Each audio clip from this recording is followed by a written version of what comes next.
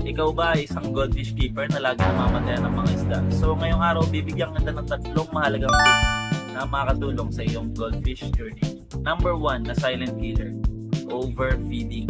Okay, so ako naniniwala ako mas marami pang namamatay talaga ng mga isda sa overfeeding kaysa sa pagkagutom. So wala pa akong narinig sa mga customers ko or kahit sa akin wala pa akong namatay na isda sa libong isda na na-handle ko sa gutom. Okay, so mostly ang na-try namin up to 10 to 12 days walang kain ng isda, kaya talaga ng isda yon.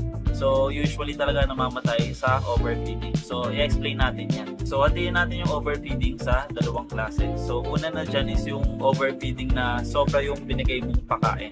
So kapag sobra yung binigay mong pakain, hindi nila naubos. So guess what? Anong mangyayari dun sa pakain mo? Mabubulok lang ito sa tubig. And kapag nabulok yung tubig, anong mangyayari?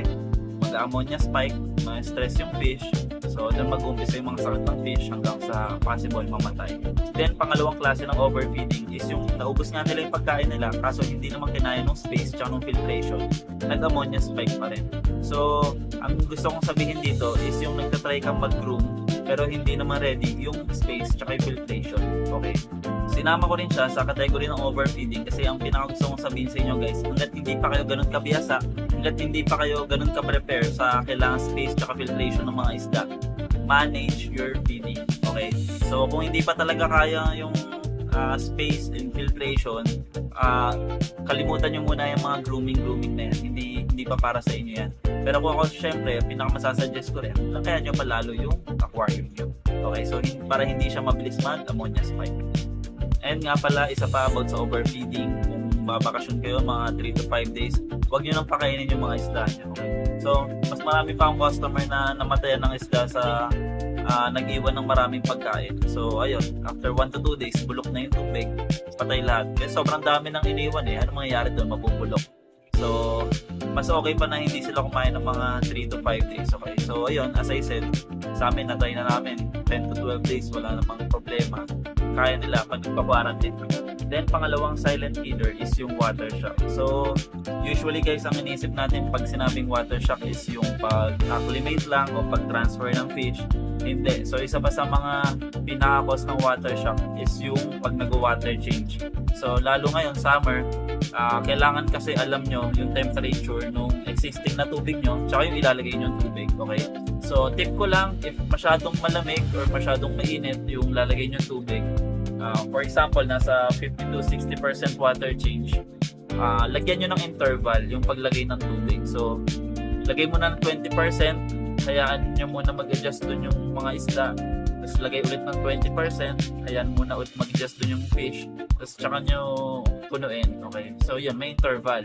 May adjustment period yung mga fish to prevent water shock. Number 3, acquiring new fish. So, hatiin din natin to sa dalawang category. So, una na dyan is yung sa pag-quarantine. So, guys, wag nyo i-skip yung pag-quarantine. Una sa lahat, kahit walang sakit yung isda galing sa seller, may chance pa rin yan na ma-stress sa biyahe. Parang tao lang din yan. Iba-iba yung tolerance natin sa biyahe.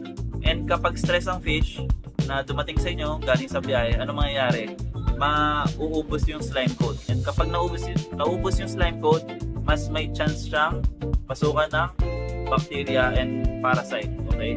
So, wag nyo i-skip yun. And syempre, ako na-try ko na, napakarami ko nang na-try na supplier, farm. Okay? So, kahit yung mga pinaka-trusted yan, hindi imposible na minsan walang dalang sakit yung isda. Okay? So, minsan hindi rin siya laging visible. Okay, so lagi nyo pa rin i-quarantine para lang para sure tayo, di ba? Minsan pa, syempre, pagod yung isda tsaka bugbog sa biyahe. Minsan tina-target din yan ng mga existing fish natin kasi gutom sila, tinutuka-tuka yung mga bagong lagay na fish lalo na pag galing sa malayong biyahe tas pagod. So, very risky rin talaga yun. Okay. So guys, lagi nyo tatandaan ang pag-acquire ng new fish, it's a seller and a buyer responsibility rin. Okay? Number 2, do your research sa pag-check ng yung mga seller. So, always make sure na wala yung mga issues. Okay? And maayos yung customer service and may maayos na quarantine and shipping procedure. Kasi minsan din talaga Syempre, iba naman pag may malalang sakit na dadating sa'yo, kahit anong gawin mo, hindi mo na masasalba yun. Okay, so yan lang guys. Hopefully, nakatulong tong video natin sa inyong goldfish journey and hopefully, di ba, tumagal sa inyo yung mga isda nyo.